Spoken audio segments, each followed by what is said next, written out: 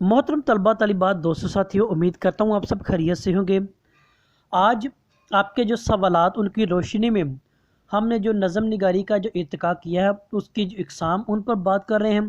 तो आज आपके सवालात की रोशनी में हम एक नज़म की नई किस्म जिसे हाइको कहते हैं उसके बारे में मुख्तसर तौर पर जानेंगे कि ये क्या है, इसका इर्तिका कहाँ से हुआ, बुनियादी तौर पर उर्दू अदब के अंदर इसका जो मुकाम व मर्तबा वो क्या है। हम आज इन सारे सवालात की रोशनी में इनको जानने की कोशिश करेंगे।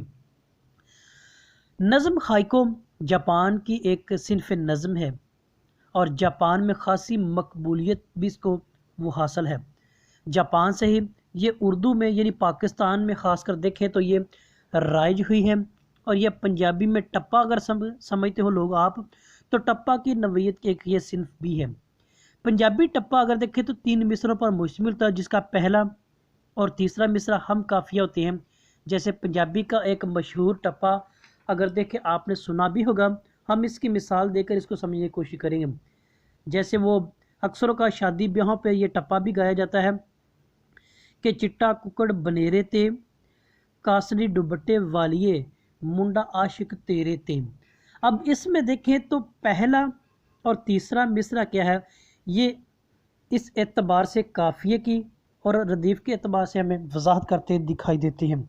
यानी बनेरे और तेरे आ गया, ते और ते, यानी रदीफ़ और काफिया की पाबंदी पहला और तीसरा मिसरा इसमें हाइको में वो इसकी पहचान करवाता दिखाई देता है। यानी इसको दूसरे लफ्ज़ों में हम कह सकते हैं कि हाइको के भी फ़कत 3 मिसरे होते हैं और इसका पहला और तीसरा मिसरा हम काफिया या हम काफिया और हम रदीफ़ वो कहलाता है। जापानी तमद्दन की बात करें तो इनके मजाज के मुताबिक इनकी तरतीब 5-7-5 की होती है और इनमें मनाज़र फितरत का अक्स वो बयान किया जाता है। बुनियादी तौर पर हाइको का जो इर्तिका वो जापान से ही है और जापानी लोगों ने जो नेचर को बयान करने के लिए, नेचर की अक्कासी करने के लिए हाइको का इस्तेमाल वो शायरी मैदान में वो किया है।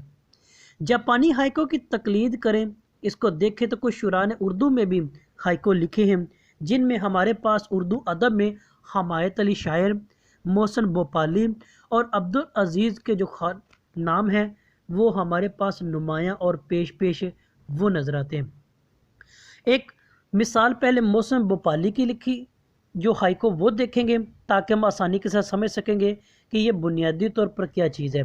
तो शायर बयान करता है कि बिछड़ी फिर मिलकर आखिर कब तक रह सकती शबनम पत्तों पर। तो ये क्या है, एक मोहसिन भोपाली की लिखी हुई हाइको, इसकी मिसाल हमारे सामने आती है।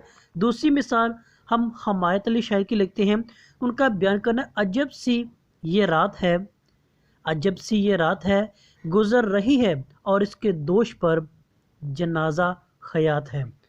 तो इसमें देखें तो हमें हाइको की मिसालें बड़े ही उम्दा अल्फाज में मिलती हैं जो शायरों ने उर्दू अदब के अंदर जापान की तकलीद करते हुए वो किया है। आज हमने हाइको के मतलब जाना और पहचाना है कि ये क्या चीज़ है और बुनियादी तौर पर इसको किस ज़ुबान से, किस सिन्फ से उर्दू में वो लिया गया है, आज भी जाना है। मज़ीद कोई सवाल को बात जो समझ ना आई हो तो सवाल कीजिएगा, इसको लाइक और शेयर भी ज़रूर कीजिएगा। आप सबका बहुत शुक्रिया।